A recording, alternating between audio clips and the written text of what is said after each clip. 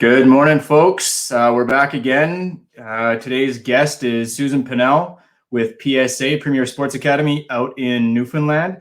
She is the mental performance coach working with youth in the baseball space. She's been She's been taking care of children, looking after children, and coaching children for the last 20 years since she was 16.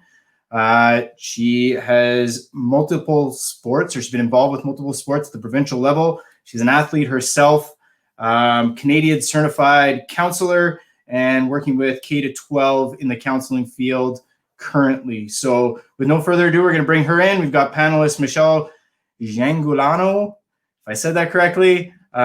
She is the Chief Experience Officer with YouEQ and past Olympian. So I'll bring them into the field here and we'll get this going. Thank you much, Susan. Appreciate you joining us today and look forward to this discussion. Thank you. Michelle, fire away. All right, Susan, so glad to have you here today. Can you tell us about the current work that you are doing with PSA? What is PSA? Who are they? And what do you do with them?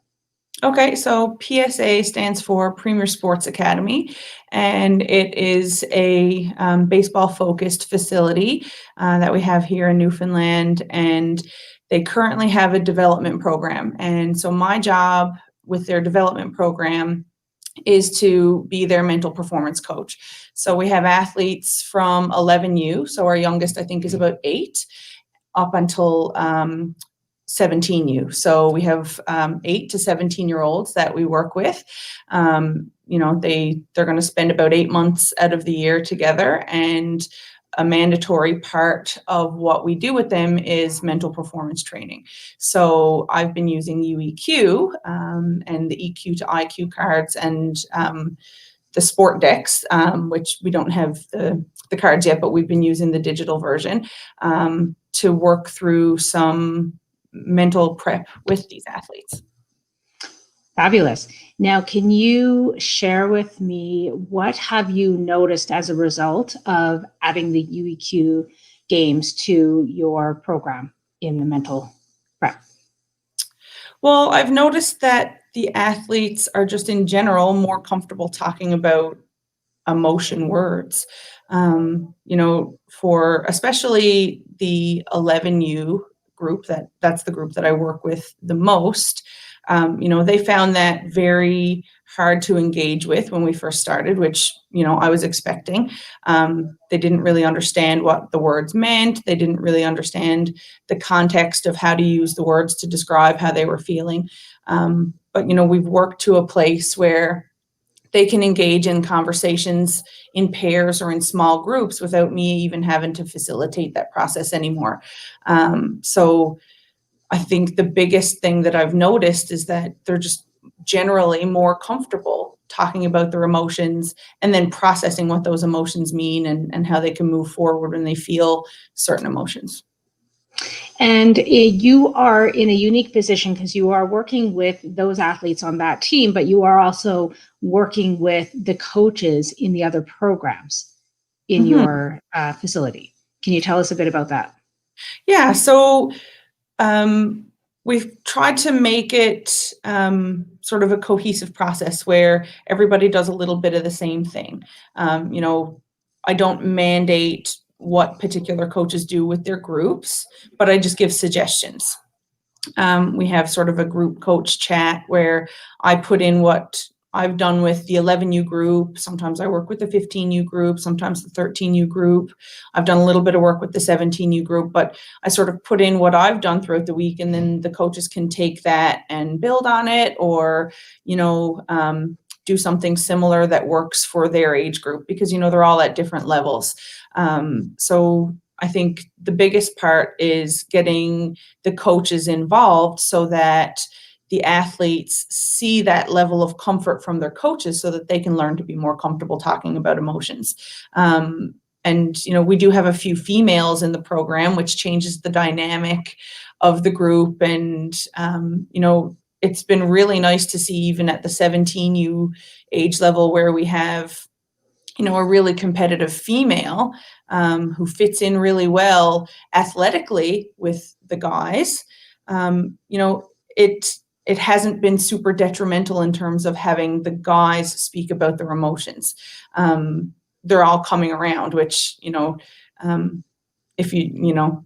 I know you have got older boys in your house yourself, it can get awkward. But, they've done a really good job of just engaging with it. And even though they roll their eyes when they see me coming, because they know that means they have to talk about the feelings, they've really engaged with it. And, I've been really pleased with the progress overall. So you touch on two interesting things. So older teenagers are challenging really to talk to about anything, never mind emotions. So that's a very real challenge. But you have various teams right up to age 17 actively participating in this in varying ways, which we're very excited. We're going to get to hear from some of those coaches later as well. I am curious for you to share, Pat, you have been involved with sport for a long time, and you are a certified counselor in Canada. How common is it for you to see men who are coaches in the sports world talking about emotions, sharing about emotions, and just being generally comfortable around the topic?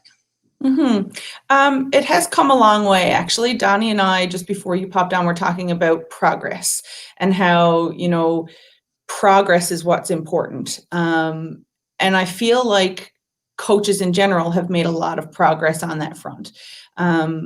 Even some of the coaches that I wouldn't have said would be up for that have really, they've bought in.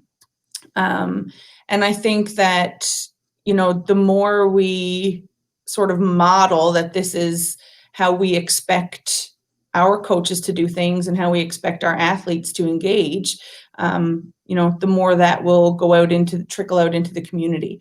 Our coaches also coach in the community, so they'll bring that back to the coaching that they do outside of PSA, which is pretty wonderful. The athletes will bring that out to their respective organizations when they're released back to their minor sport programs, sort of like when the summer comes around. So I think, just in general,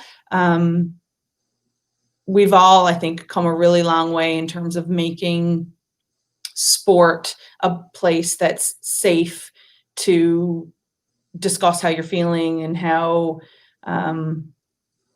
emotions play into your performance. So. Mm-hmm.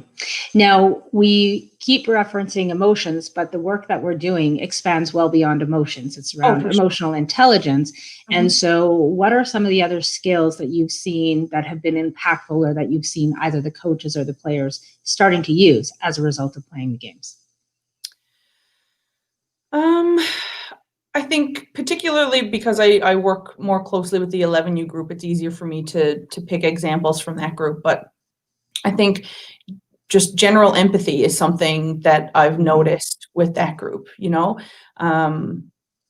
Their team building ability, because they've been doing these things that are kind of outside of most people's comfort zone, has really grown since we've started this process. They've become closer as a group.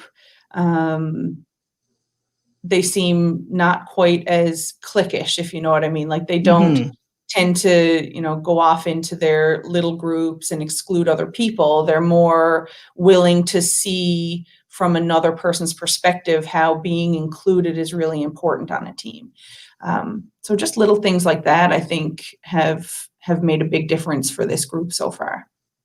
I can tell you, as a parent, that is a heartwarming example. And as an athlete, I can relate directly to the degree of politics and, exclusion that has occurred in teams that I've participated in the past, and watching, my children and other teams I've worked with go through that. So what I'm hearing is that the empathy being created is creating more inclusiveness and dropping barriers and helping build that team bond that so many teams struggle to, but are always trying to build.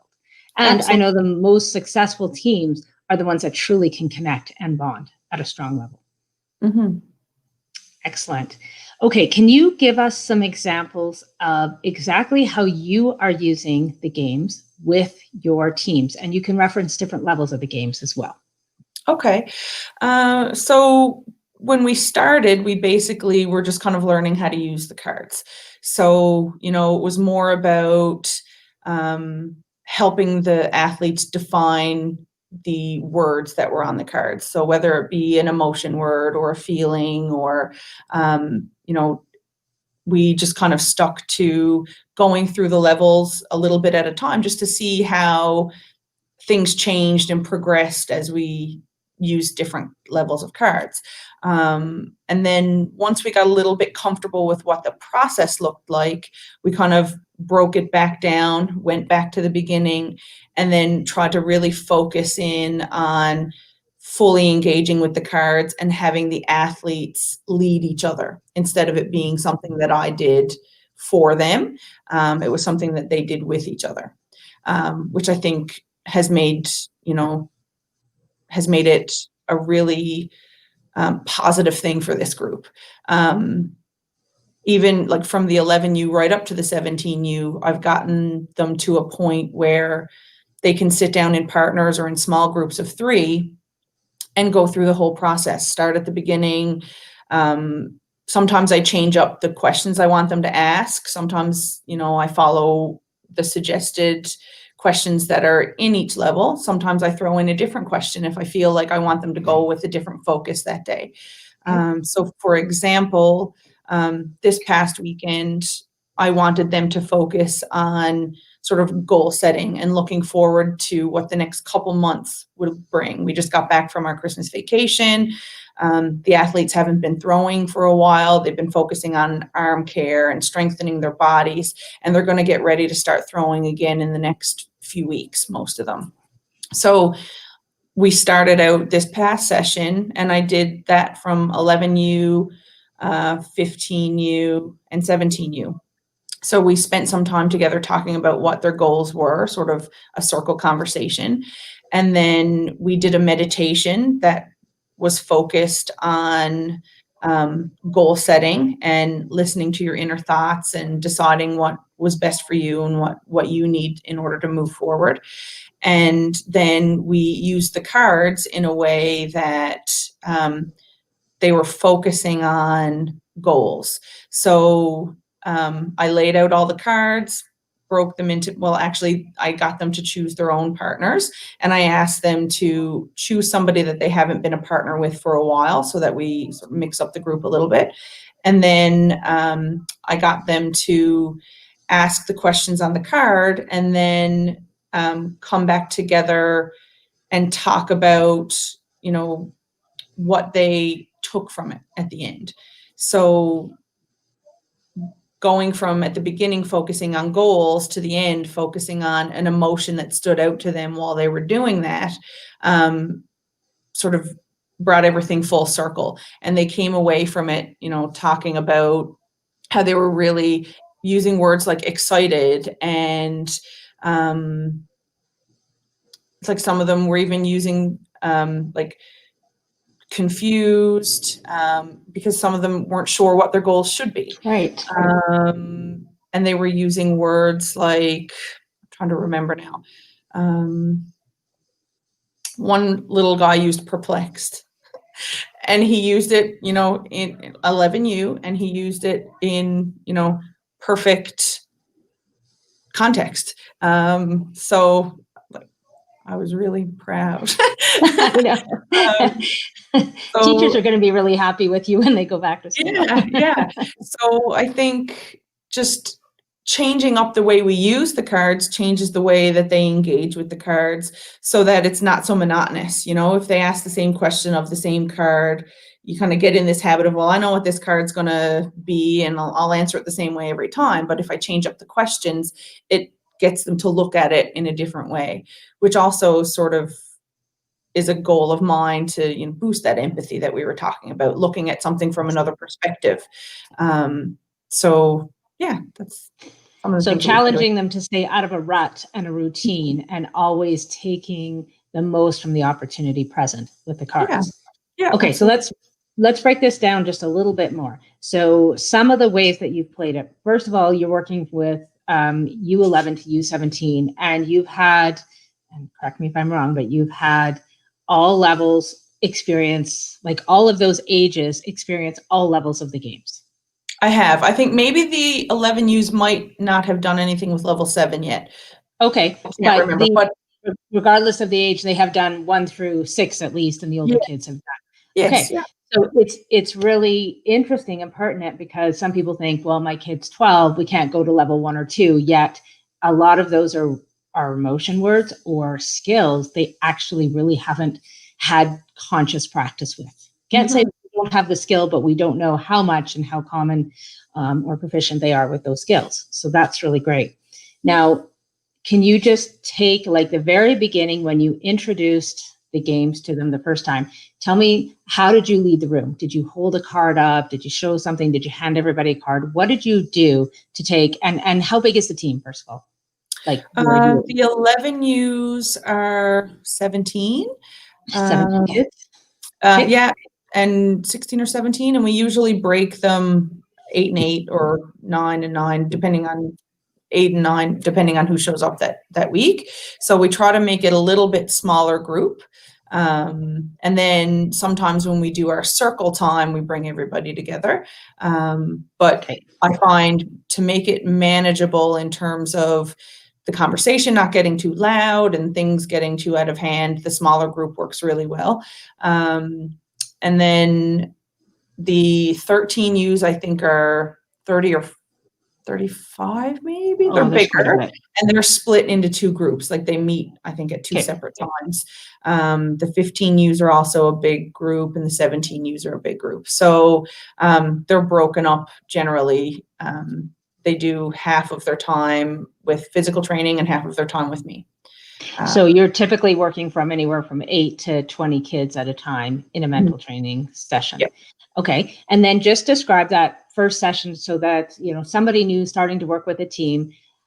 Do they hold the card up at front? Like, what did you do to just introduce the cards the first time, and how did you lead the group through playing? So the first time we actually used EQ to IQ, we didn't have the card decks.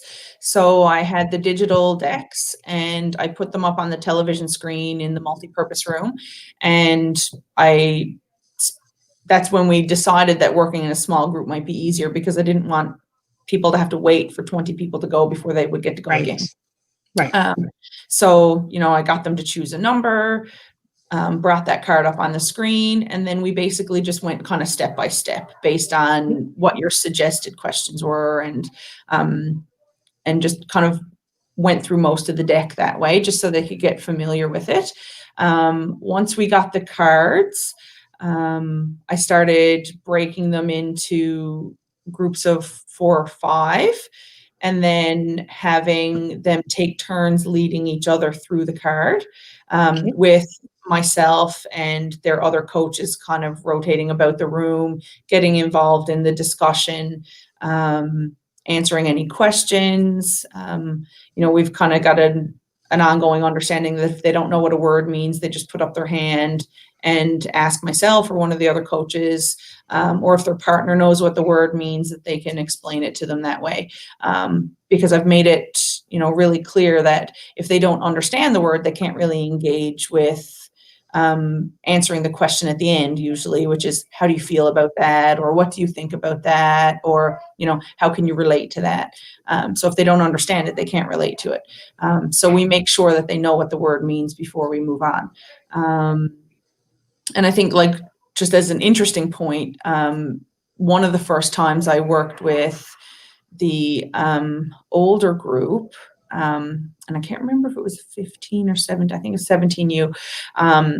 One of the guys who, you know, was a really good athlete, he is a leader in the group in terms of athletic ability.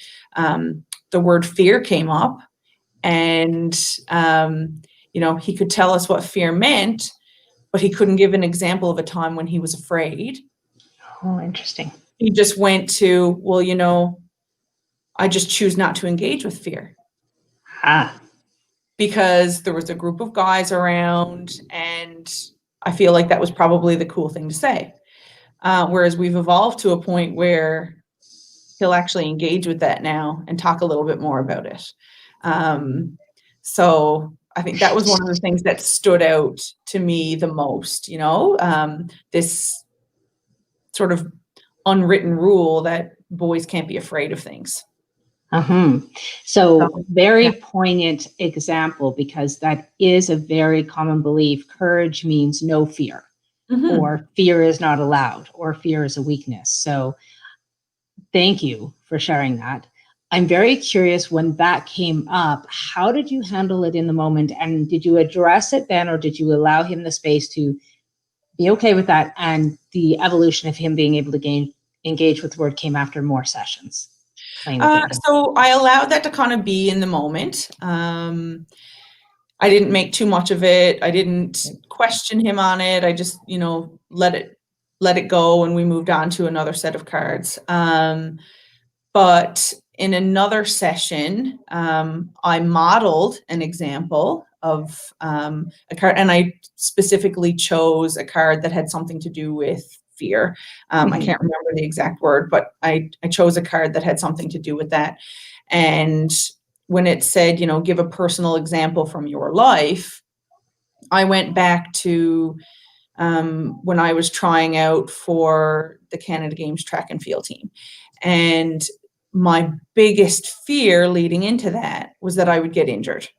For an athlete, when you're getting ready for any big competition, I find that's something that can be on your mind. You don't want to live in that fear, but you want to acknowledge that that's a fear, and then move on from that. Now, for me, I did get injured, but it wasn't a result of training. I was actually in a really bad car accident the day I tried out for the Canada Games team on my way there. So I talked a little bit about that, and how, that fear was there, but I didn't allow it to consume me. And then even after I did get injured, I found a way to continue, training and doing the things that I needed to do. So just talking about that with them, I think, 17-year-olds are invincible, right? So they often don't want to talk about those fears, because that means they are accepting that they're not invincible. But for me, that was something that I had to face head on, because, that's something unexpected, and it has to be dealt with. So I think just talking about that might have made him realize that, it's okay to be afraid of things, but it's also good to learn how to cope with it. Yes. And so a common misconception about the emotions that are really uncomfortable for us, the ones that we avoid, as he said, or I choose not to feel it. We do feel it, but we let it kind of lock up our brain, and we get into that freeze, fight, or flight state where when we're not fully experiencing it, we can't be at our greatest. We can't be in our prefrontal cortex optimizing our abilities and our skills. So as a coach and as a counselor, how do you see this impacting his life now that he can regulate fear and be open about it? How could that potentially help him in his sport? Well, I think it will allow him to make hard decisions. He's an athlete that will have a lot of opportunity moving forward. And, fear of uncertainty is often something that people struggle with. So, do I make this decision? Do I move away from my family? Do I continue working towards this big, scary goal? Or do I just allow myself to be comfortable with the status quo and live in my comfort zone? I think learning to live with a healthy dose of fear is a good thing. Donnie? Did you have a question? I do have a question, and it is based around fear. And with high achieving athletes, especially with ones who have a lot of opportunity moving forward, how does acknowledging fear help an athlete when dealing with the fear of underperformance when under pressure? That's a tough one because I think that's so personal. I think Michelle, as a high performing athlete yourself, like that's probably something that you can answer even a little bit better than I can. But um, I think it's important to be aware of the possibilities, and I think when you think about performing in a high stakes situation, it's a good thing to say to yourself, what's the worst thing that can happen? If I fool this up, what's the worst thing that can happen? We might lose the game. I might not get a personal best in my individual event. And all those things can be a good thing, That's what helps some people decide if that's where they want to be. That's what helps some people decide if they want to push a little bit harder and get themselves to that next level, or if they're good where they are. And I think fear is something that if we engage in it in a way that it helps us, I don't even know how to explain that. If we engage in it in a way that helps us process what it is we really want, then that's not a bad thing. I'm going to try one more thing here. Mm-hmm. Because what you've done and what you're doing with PSA and promoting inclusion, vulnerability, and specifically with this one athlete, he's now able to a degree, articulate where fear comes in. If he's able to share that with his teammates when it arises, how does that affect maybe team performance, or how does that affect the team's ability to support that individual, as opposed to hiding behind the wall of, I'm not going to show fear, I'm not afraid, I'm going to go at it without having a voice? Mm-hmm. I think it allows the other members of the team, to recognize that, even the most skilled players on the team aren't necessarily always confident, but that they still do their best and work and, put in that effort every single day because that's what they want to do. And I think it also allows that particular athlete who's sharing that with his teammates to feel supported, where he might feel like he's alone. Anybody who's a standout athlete on a team might often feel like they're alone. If there's not a lot of other athletes that are at your skill level, it might be hard to feel like you're surrounded by peers and teammates who understand where you're coming from. But making that a normal everyday conversation allows, like we talked about before, the team to be more cohesive. Yes. So I'll just add one thing to this. When we are experiencing fear and we don't regulate it or process it, because it's a prime emotion everybody feels, athletes included. And this is when you see top athletes not quite able to perform at their peak. So they're holding the baseball a little too tight and the hits just aren't as big, or they're, fouls, or they're holding the ball just a little too tight, not letting go of it quite at that precise second they normally would. And then the throw is just a little off, just enough to create a problem. We see it in every sport. It just undermines performance very slightly. It's that edge that goes missing. Whereas when they can process, you've given this, top athlete a great gift by being able to just acknowledge fear. It's no longer interfering with his performance. It can exist and he can be fully focused, as opposed to he's pretending it doesn't exist and it's literally in the way blocking the peak opportunity he has. And I think one of the things that you can do to help athletes with that is get them to recognize when they felt that fear and what they did to move past it so that they continue to build on that. You know, recognizing that they're resilient. You know, I felt this emotion before. I didn't really know what it was. I didn't know how to engage with it, but I chose to focus on what I needed to focus on, which was focusing my breathing, focusing on how the ball feels in my hand, focusing on drowning out the sounds of the people around me, those particular things that people all have their sequence that they do when they walk up to bat or when they're getting ready to pitch. And, I'm sure that, the top pitchers in MLB stand at the plate sometimes and go like, this is a really big moment. Like, I hope I don't fool this up. But then they have that skill to turn that off and engage with their bodies in a way that gets them through that. Yes. And we have a level in the sports series that actually helps them practice this with the games, tuning into their physical senses as well as the emotions that they're going through. So I'm excited for you to try that. Me too.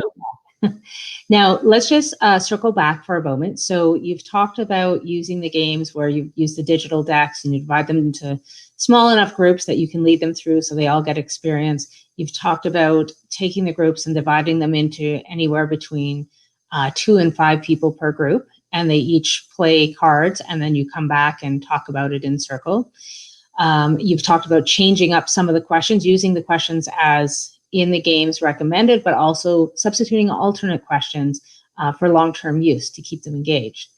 Now, there is another technique that you've mentioned in the past where you don't just necessarily do one level of a game in a session. You sometimes have different groups doing different games or having them spend a certain amount of time on one game and then a certain amount of time on another game. Yeah, for sure. So I find maturity level in a group is really key to how they can engage with the game and how they can engage with the levels. So if I find that a particular group, and it could change from week to week, if I find that a particular group is, a little more disengaged, acting a little more foolish, wanting to fool around, that kind of thing, I kind of lower the expectation by sometimes lowering the level that we're using because the questions are a little more simplified often with the lower levels. And then with the group that I feel like can handle it, we move up a level. And, that changes week to week and we go back and forth. So I don't do this as a linear thing. Like, we graduate to level 3. Now we're at level 4. Here you guys are at level 5, 6, 7. Okay, now we're done. We can't do anything with this anymore. And sometimes I use the questions from level 1 with the cards from level 7. Because I feel like I want them to just focus on the same questions, but have a different prompt in front of them. Yes. So sometimes I do that. It just depends on the feeling that I get from the group when I get there. Sometimes I go into it with a plan in mind and then have to completely change it up because, that's not how they want to roll that day. So this is fabulous example for all of you who are listening and working with athletes or students. This is perfect. We have a concept we call dialogic, and this is how you've approached your athletes. So you go in and you find out where they're at and what are their needs today, what's their mood and their energy.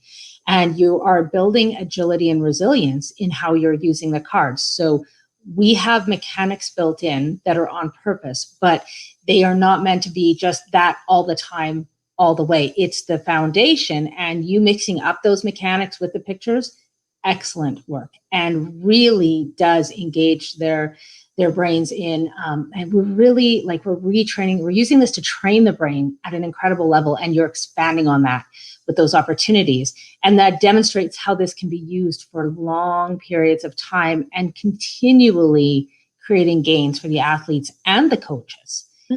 Now, thank you so much for that. Oh, no problem. That's fabulous. I have another example actually to kind of go with that if you have a minute. So one of the things that I did when I wanted, like when I'm working with a larger group, but I want them off in pairs, is I'll lay all the cards out on the table with the pictures facing up and have the athletes go up and pick the cards themselves in whatever order they choose they want to pick the cards. Okay. And I often take a look at what cards people are choosing just to kind of get an idea of what might be on their mind.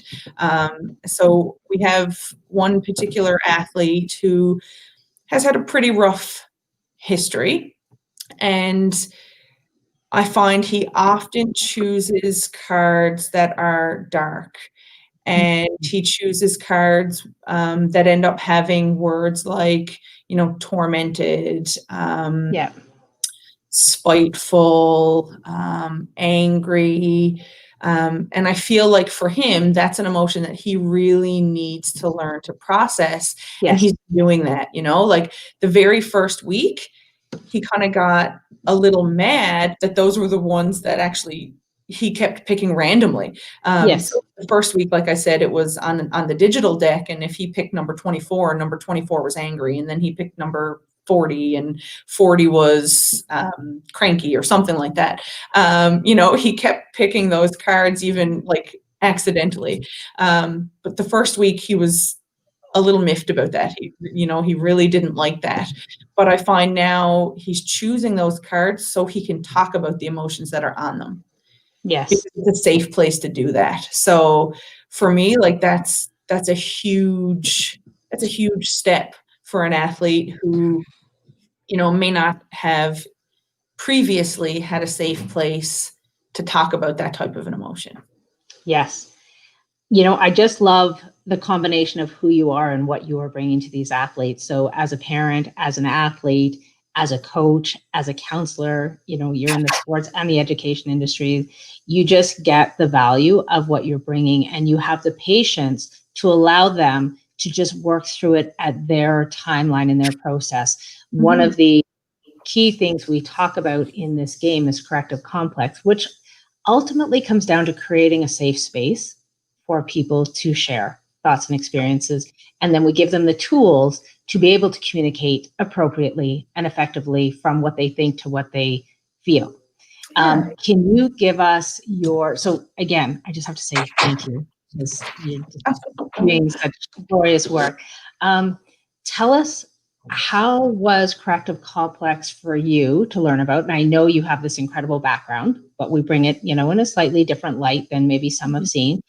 How was it for you, and how has that contributed to the players and or the coaches? Okay, just 1 second, because I've got to get Parker to come in and sit down because he keeps opening and closing the door. So we'll have to pause and cut this part out. But Parker, just take a seat, buddy. Okay, I'll be chatting for just another couple minutes, but you can draw if you like. Okay. Do you have anything to draw with, or can I get you something? Okay, just a second. We were doing this big team meeting just before you came on, and I had my cat trying to crawl up my shoulder and just decided he was going to be snuggly. And I'm working in really awkward spaces because my office is under construction. I'm like, I got nowhere to put you. Hey, you can say hi. Come say hi. Hi, how are you? Good. Good. Here, I got some more colors here, bud. Just try to be quiet, okay? Okay. Sorry. That's okay. So Donnie, this is pretty much the last question that I have, but you can jump in with it. Actually, I'll just do this. There we go. You're on mute, Donnie, so I can't hear you. Okay. So we'll just circle back to that, so it's a little bit easier. So okay. We teach about this concept, corrective complex, and in your professional experience, you're well aware of what this would mean, but we bring it in a slightly different light and maybe language than most people have heard of it. Mm-hmm. So how would you say that corrective complex has the concept and the integration of the concept has impacted your athletes and or your coaches, or even yourself? Well, I think for me, there was a little bit of a learning curve because even though I have training as a counselor, which is more about listening, not really offering advice, but posing questions to allow people to move to make decisions on their own or come to realizations on their own. I've also got, like Donnie mentioned earlier, 20 years of experience coaching, which is very hands-on. If somebody doesn't know how to do it, you help them do it, and teaching as well. So if somebody doesn't know an answer, you provide an answer after a certain amount of time. So for me, it was sort of a balancing act, allowing the athletes to engage on their own and in their own time, and allowing for silence, because, sometimes silence is what people need to, actually really understand for themselves what they want to say. And if you offer up an answer too quickly, or you assume an answer that you think they're going to give, and that's not at all what they were thinking, then it puts a block in place.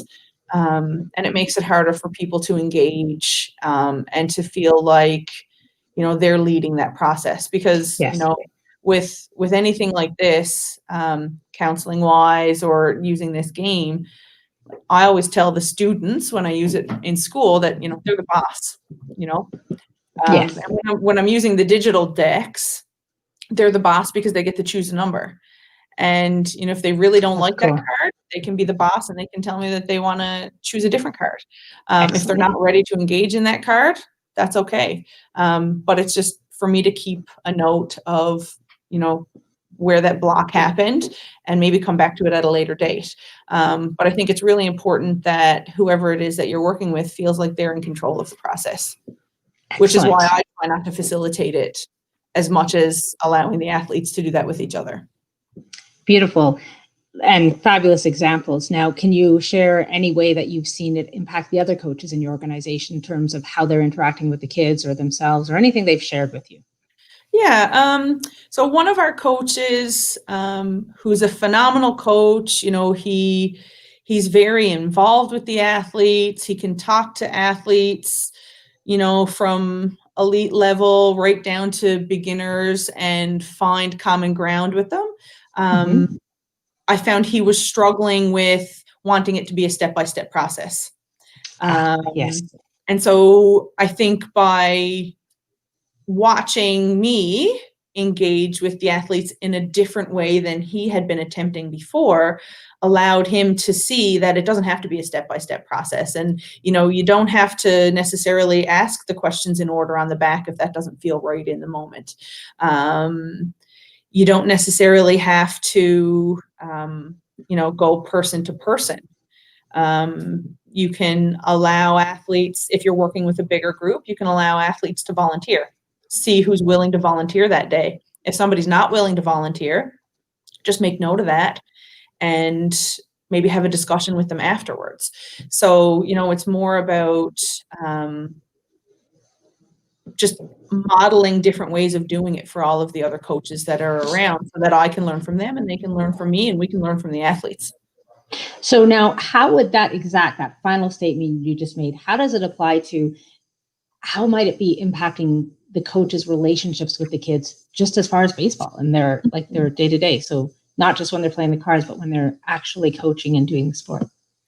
Well, I think being engaged with the athletes while they're playing the cards, even if they're not necessarily facilitating it, allows the athletes to see that they can talk about whatever it is they need to talk about with their coach.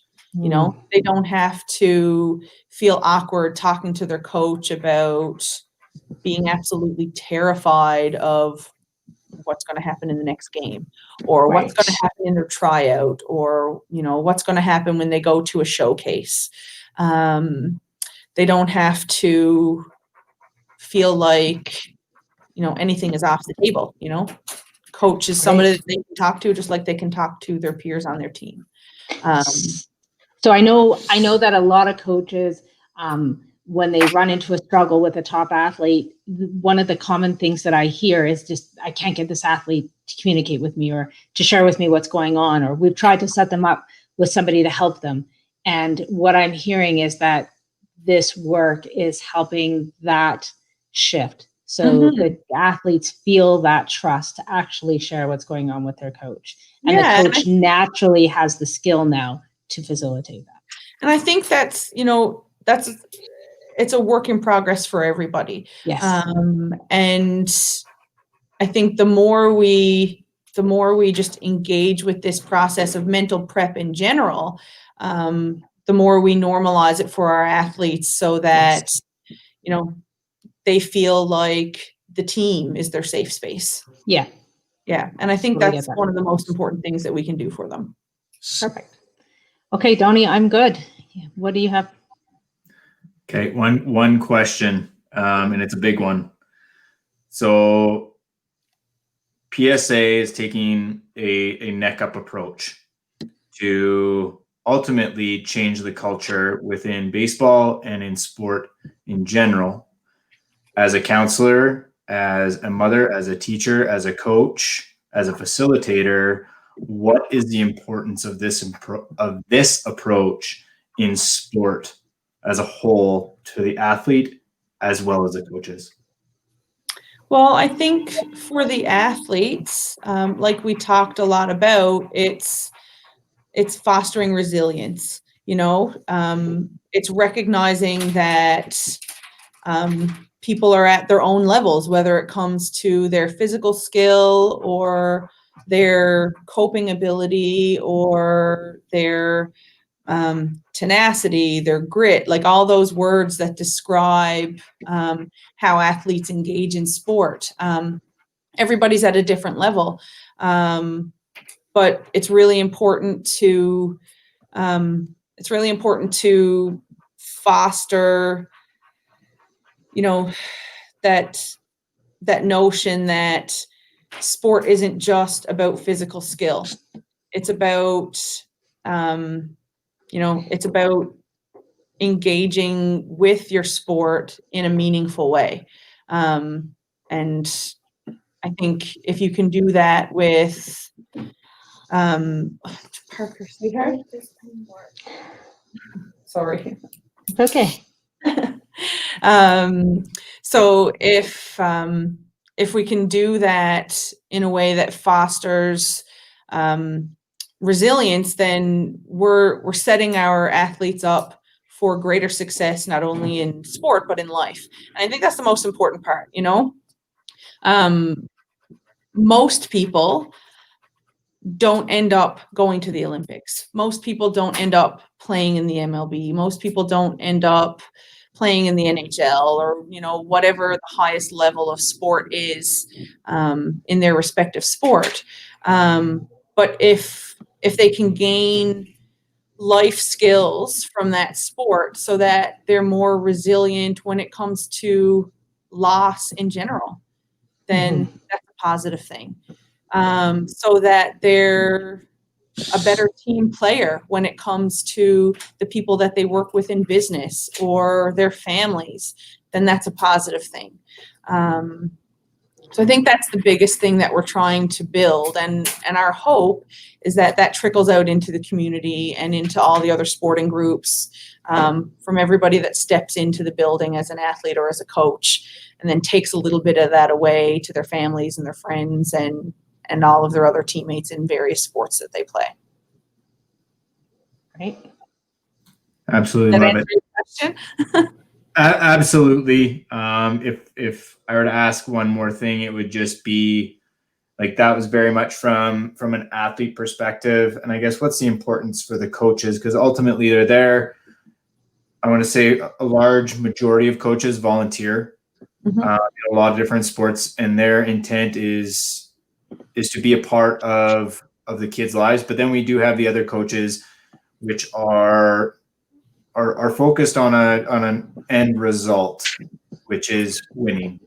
Because at the end of the day, it's for them to win, to progress their own coaching career, and so on and so forth. So I'm really curious how the neck up approach applies to coaching or to coaches and the importance for them moving forward as well.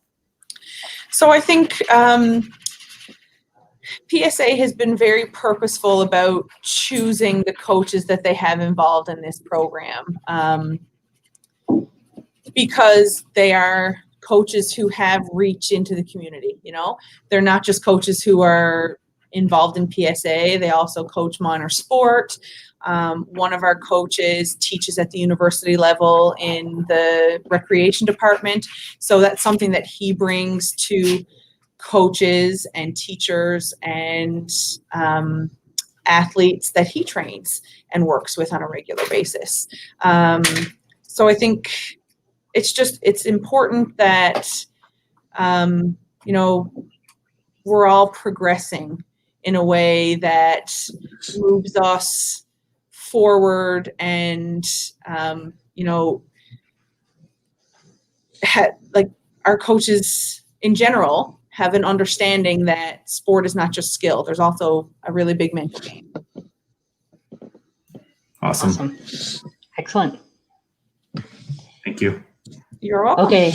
I think I'm good for now, but I will pose one more question that you can think about, because I don't think I know you're going to have students running in any time now, but it is a big one. My 2 kids. Oh, okay. A big one, a big question that I think a lot of parents are unaware of if their kids are still younger, or parents are dealing with if their kids are older, or, and this comes from usually the elite level of kids trying to make it as far as possible in sport. But what is your, experience with, or how aware of you are the degree of addiction and mental health challenges for athletes coming out of sport after they've, taken that journey to the top level? And even a lot of our pro athletes, who are creating glorious results, behind the scenes are struggling. And we can take this to the Olympic level. It is epic, the level of depression, debilitating anxiety, addiction, and worse that goes on. I think learning coping strategies really young is one of the only ways that we can kind of fight that moving forward. As a parent, it's really important for me to teach my kids that failure is going to happen. You're not going to win every game you play. You're not going to perform every skill you perform perfectly, and that's okay. But I feel like a lot of the addiction comes from, being addicted to that feeling of, just 1 second, sweetheart, sorry. Being addicted to that feeling of performing at a high level. So you perform at this high level over and over and over again, and you kind of get addicted to that feeling of being at your best. And when you're no longer at your best, a lot of people don't know how to deal with that. So I think learning those coping strategies early is key. So as you go forward, we will circle back at a later date to talk more about this, but just consider how you guys are impacting the coaching community by creating that safety with other coach, like creating that safety between the coach and athlete so they can actually express what's going on. And regardless of where they end up, they're healthy in their ability to communicate and process what their experience. My experience as an Olympian, and also just my years between then and now, is that even people who are consistently performing at a top level can fall victim to this. And that a lot of it stems from the culture and the conditioning as we go through it. It is the expectations, but it's how those expectations are both delivered and received. So it's how they're being delivered by coaches, parents, support staff, but then it's how the athlete is receiving it and their ability to manage and work through what's going on for them. And if they don't have that safe space and they haven't built the skills to work with safety, then the collapse happens in some way or another. Like they're going to let it go somehow. And unfortunately, in a lot of cases, it's in a really dangerous way.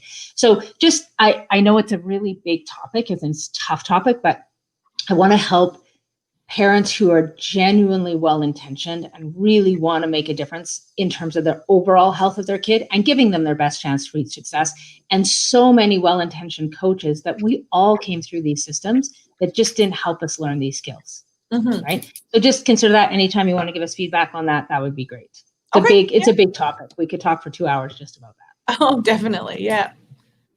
Awesome. All right. I think we've got a lot to work with from today. Okay. Thank you so much. Really You're very appreciate it. welcome. Really Yeah. appreciate it, Susan. Are you taking your son to judo? Karate. Karate. I see that. Have fun, guys. Yeah. There you go. And then Lincoln's going to baseball. and Lincoln's got Then his you go PSA baseball. gear. Lincoln's got his PSA gear on. Awesome. Have fun, guys. Baseball. Today was, oh, look at that, guys. Can you see the hat? Donnie's got his PSA hat. It's Education Week here. And as part of Education Week today, the students were asked to wear or bring something that shows off something that they love to do. I love to do karate. Here. Love it. And so Lincoln's got all of his PSA gear and his baseball glove, and Parker has his karate gi on. Awesome. Yeah. Excellent. And then they got to talk about that and share their passions with their classmates. Oh, wow. Awesome. Yeah. So cool. And we're at breakdown time here now. So Yes. All right.